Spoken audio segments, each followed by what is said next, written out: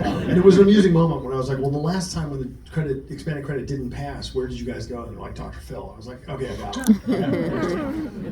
No, it was wonderful. I mean, first and foremost, there'd be no show without Geneva's incredible leadership and writing on the show and the work of everyone else. Yeah. We were somewhat insulated from this because we shot Westworld here for the better part of a decade.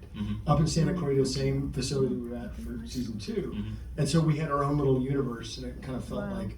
But I remember way back when we shot the pilot for Westworld, Nathan Crowley, who was the designer on the pilot, said to me at one point, he's like, well, it might be a tough sell, and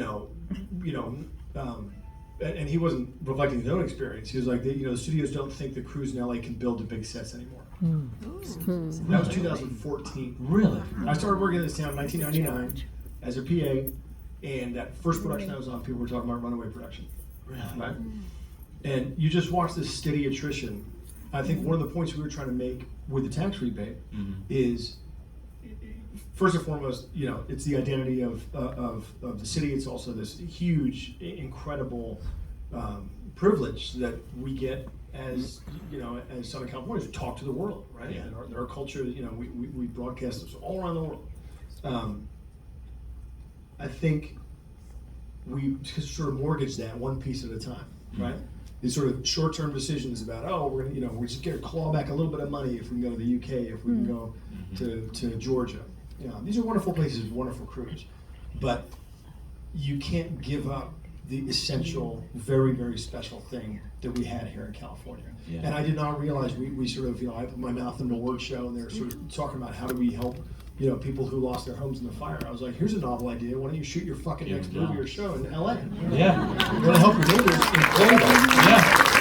Because I think the responsibility it was kind of everybody. You don't want to just blame the heads of the studios or heads of physical production. It was producers like me who are making decisions for a quick buck instead of thinking about, look, I think you're forgiven for understanding all the folks in Sacramento for decades, forgiven for thinking it would never die, it would never change.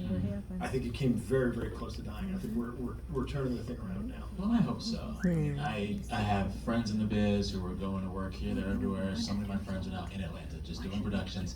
And I think the difference between LA and every other place trying to make this stuff is that LA as a city, it has an imagination and artistic creativity and vision that you just feel when you're here. And it's like, well, why would people make this stuff anywhere else? This is where it's supposed to be. So, as an Angelino and someone who loves this kind of stuff, thank y'all for doing it here. I appreciate that.